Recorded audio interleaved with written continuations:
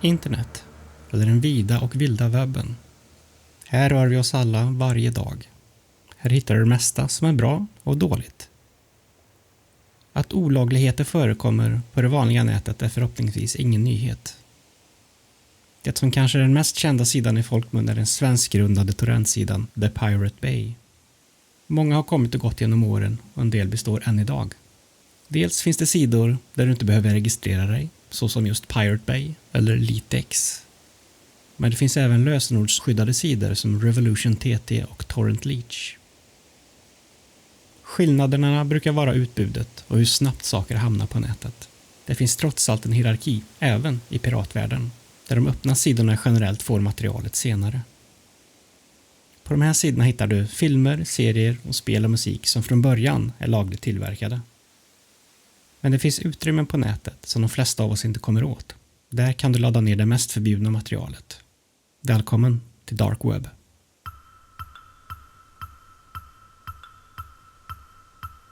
Dark Web är en del av internet som inte är indexerad av vanliga sökmotorer som Google och därför inte lika lättåtkomliga som den vanliga webben.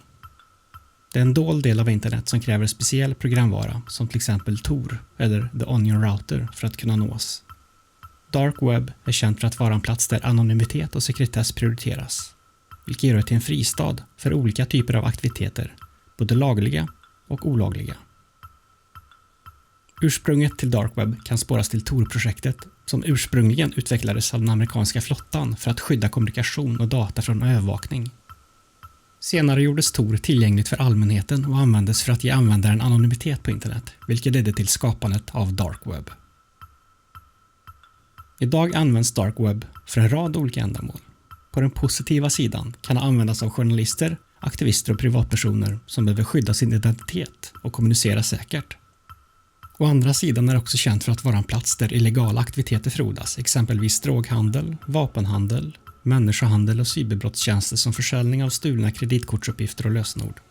Det finns till och med bekräftade sidor där du för så lite som 50 000 kronor kan beställa ett mord. Pedofiler på Dark Web utgör en betydande del av den digitala underjordiska ekonomin och är en miljardindustri. Genom dedikerade marknadsplatser och forum möjliggör Dark Web för köpare och säljare att agera i total anonymitet, skyddade av krypteringstekniker och falska identiteter. Kryptovalutor som bitcoin används för att utföra transaktioner anonymt. Men det förekommer även forum där bilder och filmer delas helt öppet och gratis. Detta är en global närvaro där gränserna suddas ut och kommunikationen sträcker sig över kontinenter. Dessa individer, ofta tekniskt kunniga och organiserade nätverk, utnyttjar den anonyma naturen av Dark Web för att sprida och konsumera material som exploaterar oskyldiga barn. Vi kommer senare få en exklusiv inblick i olika forum som erbjuder en plats där pedofiler kan diskutera och utbyta erfarenheter under falska identiteter och avatarer som döljer deras verkliga identitet. Många pedofiler är dessutom aktivt involverade i att producera material genom att utnyttja barn. Men att bekämpa pedofili på Dark Web är en långsiktig och komplex process som kräver engagemang från regeringar, teknikföretag, civilsamhälle och allmänheten. Ett sätt att skydda barnen sker genom ett forskningsprojekt på Karolinska Universitetssjukhuset. Där letar man upp och hjälper personer som riskerar att ladda ner övergreppsmaterial och själva förgripa sig på barn.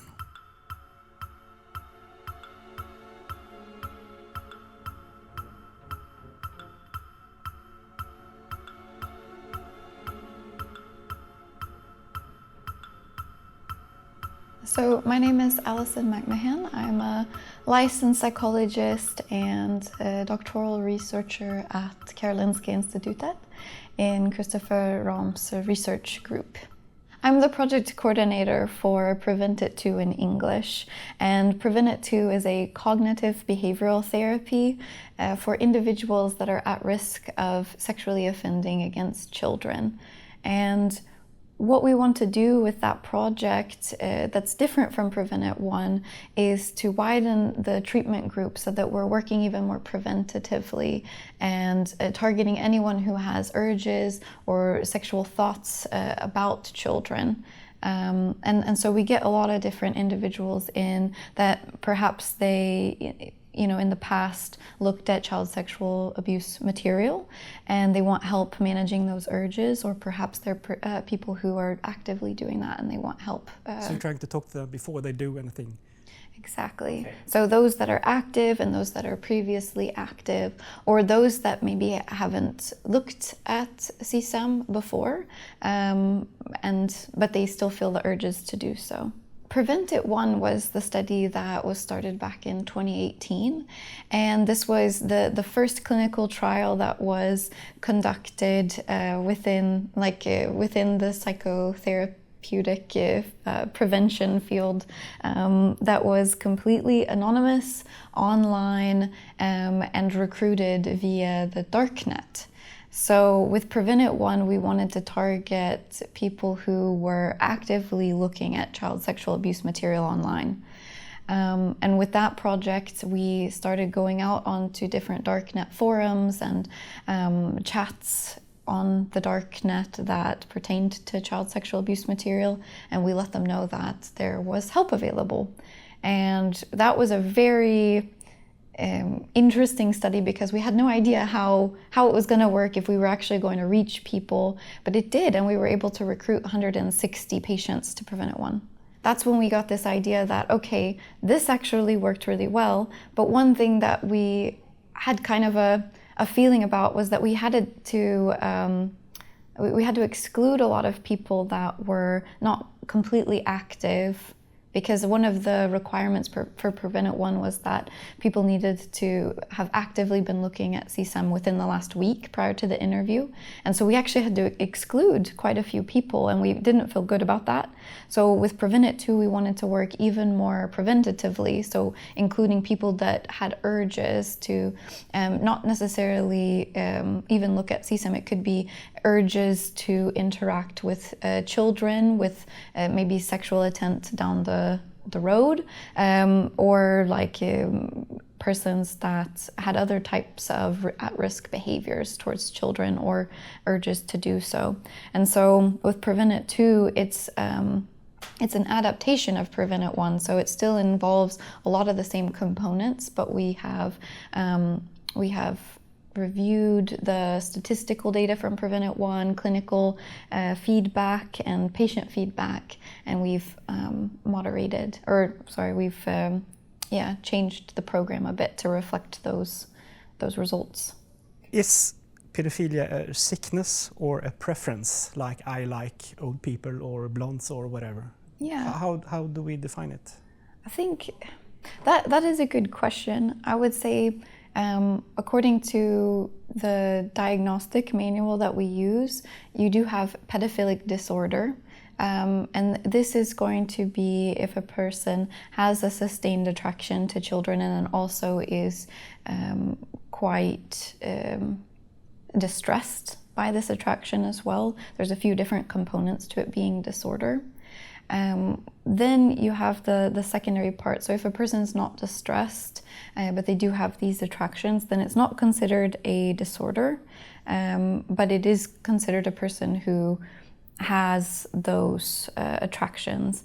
Yeah, I think mainly it is kind of this difference in attraction, and it's something that a lot of people find out about themselves usually around 16, 17, 18. They realize that their attraction's not aging with them anymore, and so I think it's like that a little bit more. How can one differentiate between individuals who have pedophilic thoughts but don't act on them, and those who actually commit abuses? Are there any difference between these two kind of peoples? So I think that's a really good question, because it kind of gets into, what is the motivation, and how do we assess for risk when it comes to persons that are at risk of sexually abusing or exploiting children. And when we look at different models for risk behavior, we see that a lot of people that end up going on to commit different crimes or act on these urges, they tend to be higher on certain traits. Like it can be a person that maybe is more impulsive, for example. And then you also have some other factors that are more situation specific. So you have things that have to do with lowering impulse control, like maybe alcohol can be used, those kind of things. But the biggest part of this would be the situations that are making these opportunities available. For example, this can be a person who has access to children through, working at a school or babysitting or different things. And so we see that there's, using that is the motivation facilitation model by Michael Sido. And we see that a lot in the criminal justice system. So you need that opportunity in order for the crime to be committed. One of the things that we found quite interesting when we were when Christopher was going between Priatab and Preventit was in Priatab, the medical trial. A lot of the individuals were a good bit older, like the mean age was a bit older than it is in Preventit, which means that we kind of hit one of our goals, because at the end of the trial, Christopher asked some of the participants, between the point where you sought help and the point where you actually discovered you had these attractions, there's quite many years. There's 15, 20 years in between. That's a long time to go between discovering that you have this attraction and that it's starting to give you anxiety and make you feel different and all of these things, and then to the point where you actually seek help. How can we reach you sooner? And one of the main suggestions was, well, you can't wait for us to come to you because the barriers are so high, you have to come to us. So in Preventit 1, that's when we started going out to the darknet forums and things. And we actually saw quite an increase in younger people that were seeking treatment. And you can kind of explain that from a lot of different factors, because a lot of the people on these websites, I think that the ages are quite mixed, but you do have a lot more younger people that are exploring these forums. But that's good, because it means we are reaching them at an earlier stage now. I would say from the therapeutic side of things that we never target the attraction in a sense. What we target is the behavior. And usually you have a person that has this attraction and that is causing them a lot of anxiety, guilt, shame, all of these different things.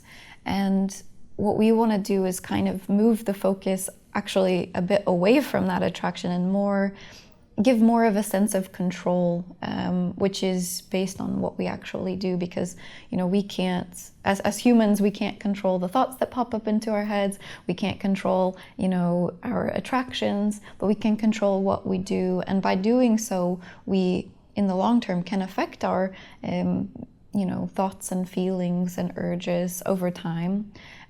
So it's kind of an interesting cycle, because I think by not targeting attractions, we are still targeting those feelings and emotions and thoughts in the long term. But we do need to turn the attention in a different way. Okay. Yeah. There are a lot of components that we need to account for. So right now, a lot of focus is spent on the aftermath. We have a lot of funds and treatment options for after the fact. So that is in criminal justice system. We have a lot spent looking at what happens with an offender after they've committed an offense. And then on the victim side, we have a lot of resources there to help support someone after something has happened. And those two components are extremely important in the whole perspective. But one thing that we have a lot more gaps in is the prevention aspect. So is there any way that we can be working proactively before a crime is committed to actually decrease the chances of a crime being committed? And that's a much more difficult thing to go for, because, you know, if you do your job right, a crime's never committed, and then there's no statistics when it comes to, you know, how effective you're being or anything like that.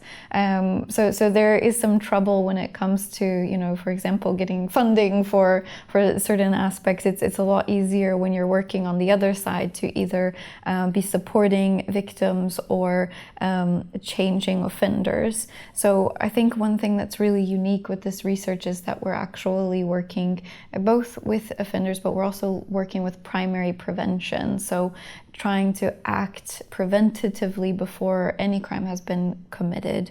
And I think that's something that we as a society need to really embrace, is this prevention mentality, because if we're able to reach these individuals, let's say 15 years sooner, that's, you know, potentially quite a lot of exploitation and abuse that was reduced or never happening because we were able to get to these individuals first. Oh, you did also, you mentioned about the family members. Yeah. And I think that's a really good question, because in Sweden we have Nova, the sexual medicine clinic, and they treat individuals from all over Sweden, and they have a helpline, Preventel. And I just want to mention that, I don't know if you've talked with them at all, but Preventel is a helpline where you can ring in if you have any trouble with your sexual urges or attractions towards children. But it's also a place where family members can call, and this helpline is anonymous as well, so you can get advice. You can't stay anonymous, so if you want further help, you need to come into the clinic and identify yourself, but you can get a bit of help on the helpline, especially when it comes to handling, you know, if you are a family member and you think that somebody needs help, like, you can get some advice around those issues. What interventions and resources do you consider most urgent in addressing the issue of pedophilia in society? Yeah, so some of the interventions that I would say are really important are evidence-based therapy methods. So there's currently not a lot of evidence-based therapies available for this treatment group. Most are tested on forensic populations or people that are already convicted. So I think it's important to have a wide range of treatment options that are validated for different groups. I also think that it's important to destigmatize seeking help, to help lower the barriers to treatment, and also increasing knowledge around reporting regulations, because that's something that not everyone has good understanding of when it comes to, like, do I need to report to the police or to child services? So I think that that's really important. Which theories and research findings have you found most significant in your own research on pedophilia? I would say the first thing that we really dug into was just how to reach different populations online. And I would say that was kind of one of the first discoveries, that it was actually possible to reach people who were using child sexual abuse material, for example.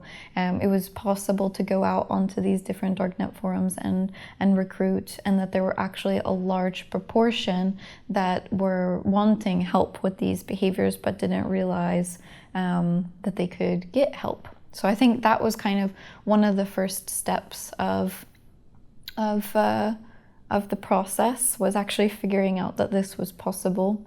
And then once we finished with Prevent It 1 and the data was analyzed, we saw that it was also an effective way to decrease active offender behaviors. So it was effective in decreasing CSAM use over an 8-week period of time. And that also felt really good, because it felt like, you know, what we were doing was actually contributing to a change.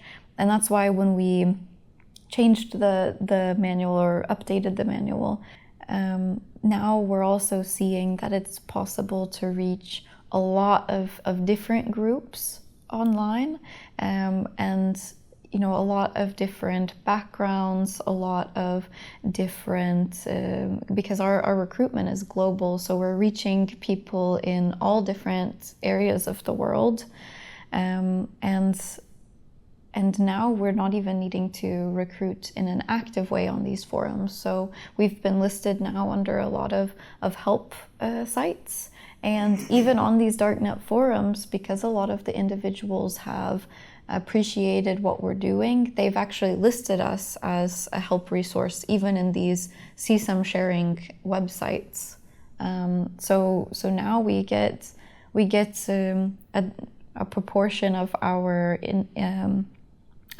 intake interviews and our inclusions from the darknet, even though we're not as active online anymore, and then a proportion from helplines or therapist recommendations or police recommendations from different parts of the world. In the beginning, when we first started doing this, again, we had no idea what we were doing. So we would go out into all of these different forums and we would just post, that there was this treatment available, and we were just being kicked out of all of the forums immediately. So it was a bit tricky, but we kind of figured out how we needed to do, and we talked with different moderators in the different forums, and they were actually, once they kind of verified that we were Karolinska Institutet and that we were actually doing this research study and all of this stuff, they actually allowed us to post. Okay. And at that point, we got a lot of questions. There were a lot of mixed things. So some people were not happy we were there. And I think that has to do partially with potentially a feeling of shame and guilt as well, because there's somebody here that's asking them if they want the change, and it's kind of showing a mirror up, bringing a mirror up to their behavior and making them think about it in a different way, or maybe in the way they normally think about it, but they imagine that this forum is an escape from that, and then here we are, asking them if they want to make a change. But I think a lot of people, even if they weren't ready to take that step, actually were somewhat supportive. So some of them were like, well, I don't want help, but I know someone who is really anxious and, depressed about their attractions and stuff, so I will send this link to them. I think being on the darknet and doing these conversations is a little bit complicated, because you have to have a really balanced viewpoint, and you have to have in mind that while you're there, you can't be judgmental in a negative way. You need to be supportive in the sense that if you're struggling with this, then we are here to help you. If you don't feel like you're struggling with this, then our place is to only help those who are help seeking in a way. But actually existing in that balance is always a little complicated. Have you encountered resistance or skepticism from law enforcement regarding your approach addressing pedophiles on the darknet? We've had a lot of support from law enforcement actually in this, because they do see the other side of things, and I think that they're happy, first of all, to have someone who's working to prevent the end result that they see. And then also there's this aspect of, a lot of times if a police officer, for example, is going to a suspected individual and they don't find enough to arrest them or something like that, a lot of them feel a little bit a lot of them have said that they wish that there was something that they could do or give as a resource. So in this follow-up project, Prevent It Too, in the different countries, so Sweden, Germany, and Portugal, one of the things that we're testing is a recruitment through the police. So a lot of police officers in these different countries actually give out business cards with information about Prevent It if they have suspected individuals that they can't go further with the investigation on. Have you witnessed any notable trends or shifts in the behavior of pedophiles on the dark web over time?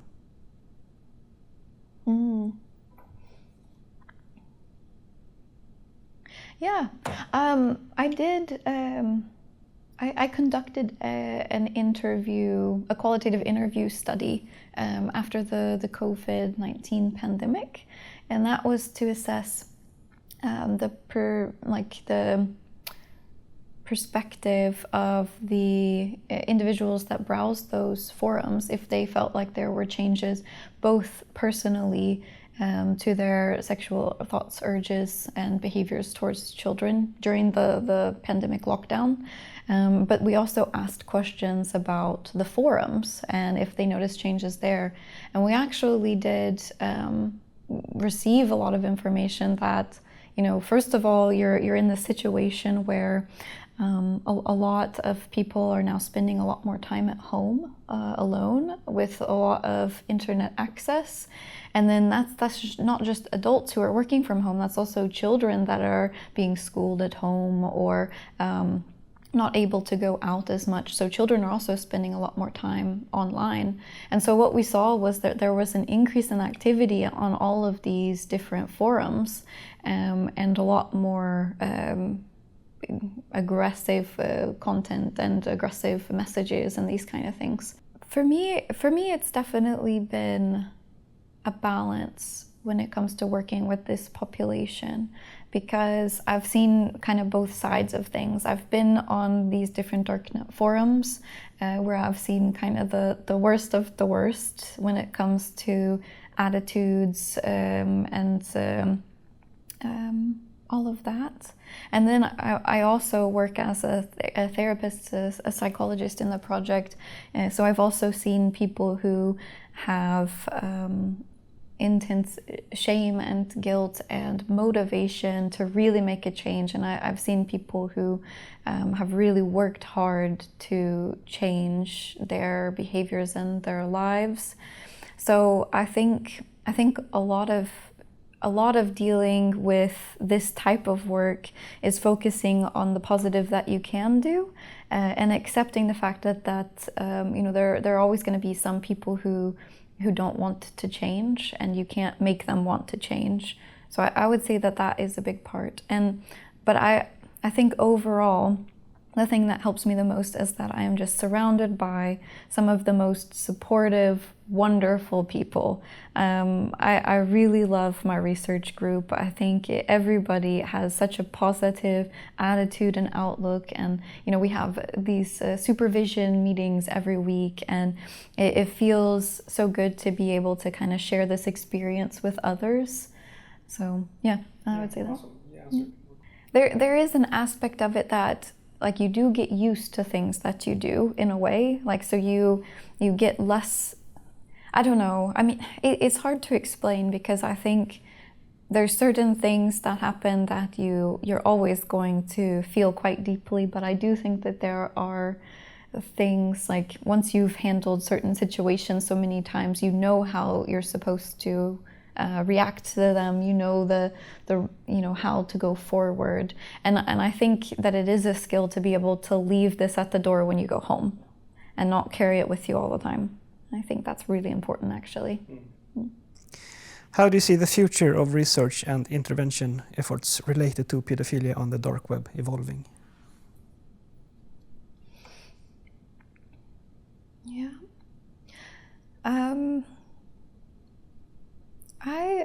I think that there are going to be a lot more programs in the near future. I know that there are already a lot of programs that are being evaluated currently.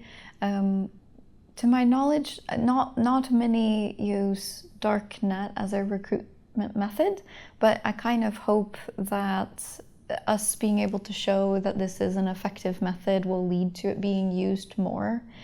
And then, when I think about treatment options, I think that, as far as I'm aware, Preventit is the only anonymous psychotherapy that's currently available. So I'm hoping as well that, and I should say that there are anonymous helplines, there's anonymous self-help programs and that kind of thing. But when it comes to being able to talk with a therapist and getting some sort of behavioral therapy, I think Prevented is the only program available that I'm aware of. And so what I'm hoping is another thing that comes out of these projects is being able to show that when we are able to lower those barriers to treatment by offering anonymous therapy, offering online therapy globally, so anyone, anywhere, at any time can access the program, and show if we're able to show that that is an effective way to reach people, I'm hoping that it gets adopted by more researchers and more clinicians. Because I think it's a really, really valuable way to operate, I guess. Yeah.